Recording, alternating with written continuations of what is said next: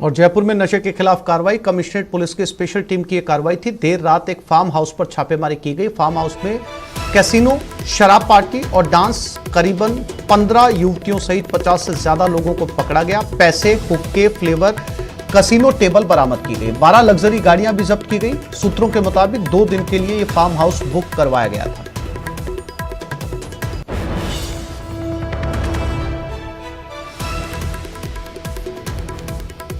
और एक बार फिर से रुक करते हैं हमारे संवाददाता विष्णु शर्मा की तरफ। विष्णु, कुछ तस्वीरें इस वक्त हम टेलीविजन स्क्रीन पर देख रहे हैं। ये वही लोग हैं जिनको पकड़ा गया इस छापेमारी कार्रवाई के दौरान। क्या अब पुलिस बता पा रही है ये लोग कौन थे? देखिए, पुलिस जो खुलासा है, पुलिस के जो आला जो अधिकारी कुछ देर के बाद में प्रेस कॉन्फ्रेंस करेंगे और जिसमें उसमें बताएंगे कि ये कार्रवाई किस तरह से देर रात करीब 2:30 से 3 बजे के बीच में अंजाम दी गई है।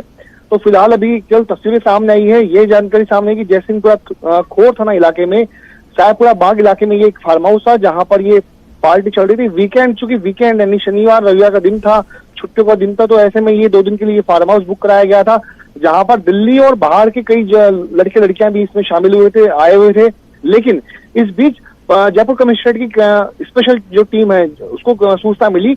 उसके बाद में एडिशनल डीसीपी सुलेश चौधरी और एडिशनल कमिश्नर अजय पाल लांबा के सुपरविजन में ये पूरी कार्रवाई को अंजाम दिया गया। देर रात छापा मारी गई। सबसे बड़ी बात, जो लोग पार्टी में शामिल हुए थे, फार्म हाउस में शामिल हुए थे, उनको बिल्कुल भी ऐसी कोई भनक नहीं थी कि पुलिस वहां तक पहुंच जाएगी। वे लोग आश्वस्त थे कि यहाँ पर पुलिस नहीं आएगी, लेकिन उनका जो आकलन था वो गलत निकला और देर रात करीब 2:30 बजे पुलिस ने छापा मारा और वहीं इसीलिए वजह से करीब 70 से 80 लोग जो है इस पूरी कार्रवाई में पकड़े गए। करीब 18 से 20 लाख रुपए बताया जा रहा है कि जब्त वहां पर हुआ है। उसके अलावा 5 कैसीनो की टेबल वहां पर जब्त हुई है और 150 से ज्यादा ताशपत्ती की जो गड्डियां जिसे कहते हैं अपन, उसके अलावा जो कैसीनो टेबल होते हैं, इससे सब तमाम जो साधन मौज मस्ती के और विलासिता के वो वहां पर जब्त हुए।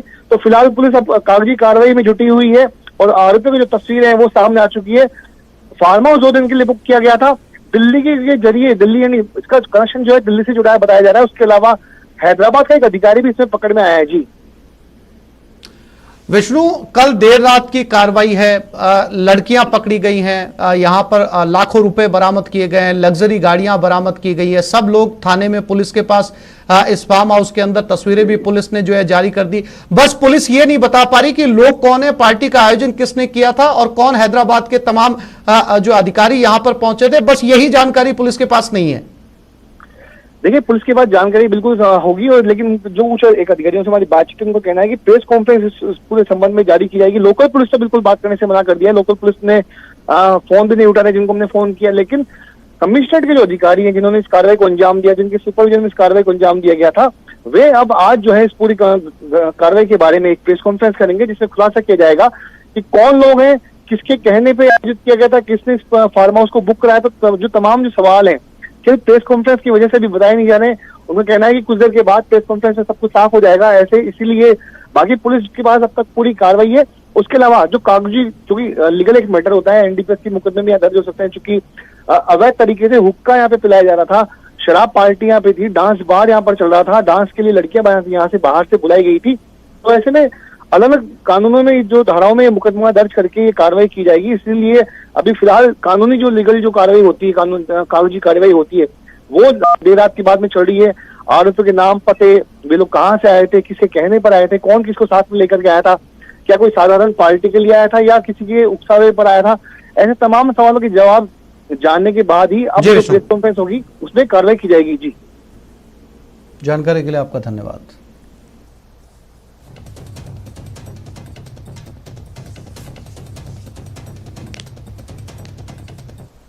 और भरतपुर में एटीएम लूट मामला, एसपी ऑफिस के पास ये लूट का मामला सामने आया। पुलिस ने एक आरोपी ड्राइवर को गिरफ्तार किया है, गाड़ी को भी जब्त कर लिया। सीसीटीवी कैमरों के जरिए आरोपी की पहचान हुई थी। एटीएम को काटकर पैसे निकालकर गाड़ी में फरार हो गए। आरोपी से फिलहाल पुलिस पूछताछ में जुटी।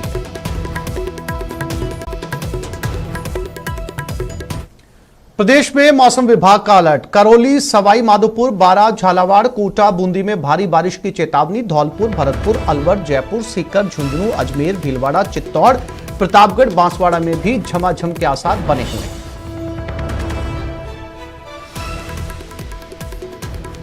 तो एक बार फिर से मौसम विभाग ने अलर्ट जारी कर दिया है राजस्थान के ज्यादातर जिले इस अलर्ट में शामिल हैं और कोटा और बूंदी में तो भारी बारिश की चेतावनी दी गई है। धौलपुर, भरतपुर, अलवर और जयपुर में भी। सौरभ गृहस्थी हमारे साथ जुड़ गए।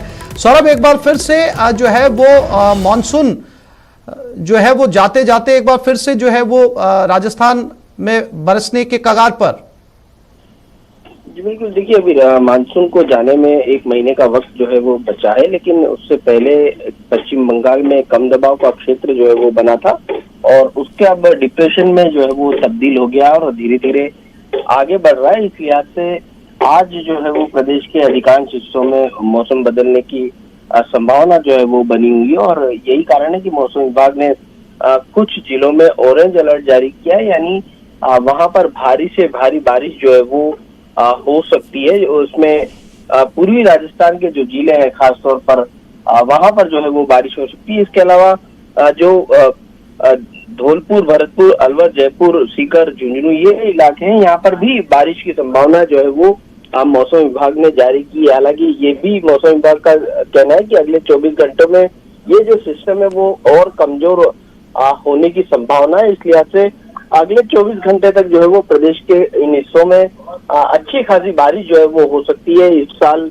बारिश जो है वो रिकॉर्ड तोड़ बारिश जो है वो प्रदेश में देखने को मिल रही है। जुलाई के महीने में 66 साल का रिकॉर्ड जो है वो बारिश ने तोड़ा था और अगस्त में भी लगातार इसी प्रकार से बारिश का जो दौर है पूरे महीने ही लगभग जारी रहा है और आने वाले दिनों में और भी बारिश जो है वो हो सकती है। जी, जानकारी के लिए आपका धन्यवाद।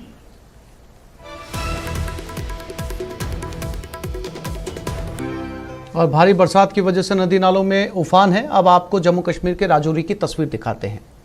देखिए जरा, पीर पंजाल पर्वत श्रृंखला के ऊपर इलाकों में मूसलाधार बरसात के कारण राजौरी जिले में दारहाली नदी में बाढ़ जैसे हालात बन गए। ये तस्वीरें जहां पर सभी नदी नाले इस समय उफान पर हैं। लगातार पानी की आवक बढ़ती जा रही है।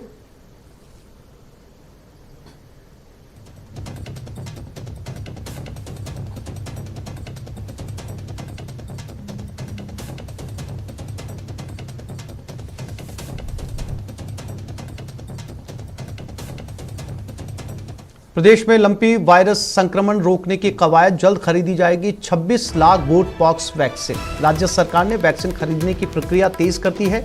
डेयरी प्रबंधन की ओर से ये वैक्सीन खरीदी जा रही है। गोपालन विभाग भी गोट पॉक्स वैक्सीन खरीद रहा है। गोट पॉक्स वैक्सीन के लिए टेंडर जारी कर दिया गया। 2 फर्मों से खरीदी जा रही है गोट पॉक्स वैक्सीन। पशुपालन मंत्री लालचंद कटारिया ने निर्देश दे दिए।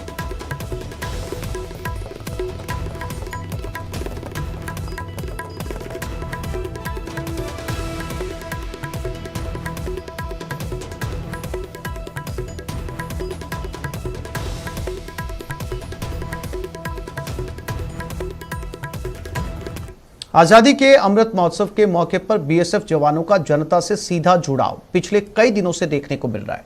आजादी के 75 साल पूरे होने पर बीएसएफ की 1022 तोपखाना रेजिमेंट द्वारा सीमा सुरक्षा बल और जिला क्रिकेट संघ के बीच 3 मैचों की क्रिकेट प्रतियोगिता का आगाज किया गया। कार्यक्रम में बीएसएफ के साथ क्रिकेट खेलने में स्थानीय युवकों ने काफी उत्साह दिखाया। बीएसएफ तोपखाना रेजिमेंट कमांडेंट एसएस पवार ने बताया कि 15 अगस्त के बाद भी हम आजादी का अमृत महोत्सव मना रहे हैं। सीमावर्ती क्षेत्र के लोगों के साथ जवानों का खेलना आपसी सौहार्द को बढ़ावा दे रहा है।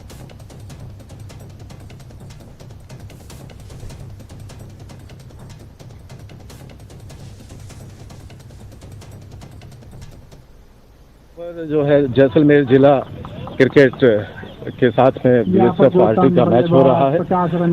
अवश्य ही फोर्सेज और सीमावर्ती क्षेत्रों के नागरिकों के बीच में मैच खेलना एक सौहार्द की भावना को जो है बढ़ावा देता है और बड़ा ही उत्साहपूर्ण यहाँ पर मैच हो रहा है। और अब बात बारां की, जहां झालावाड़ सांसद दुष्यंत सिंह अपने संपूर्ण लोकसभा क्षेत्र की पैदल यात्रा करेंगे। इसका नाम सांसद थाकी चौखट पर रखा गया है। आगामी 28 अगस्त को सीताबड़ी से शुरू होकर लगभग 250 किलोमीटर की यह पदयात्रा 10 सितंबर को देवनारायण भगवान मंदिर पहुंचकर समाप्त होगी। इसके बाद ये यात्रा दूसरे चरण में झालावाड़ जिले में की जाएगी। 4 विधानसभा क्षेत्रों को कवर करने वाले दुष्यंत सिंह की इस यात्रा का हर दिन आगाज सामूहिक रूप से हनुमान चालीसा का पाठ करके किया जाएगा।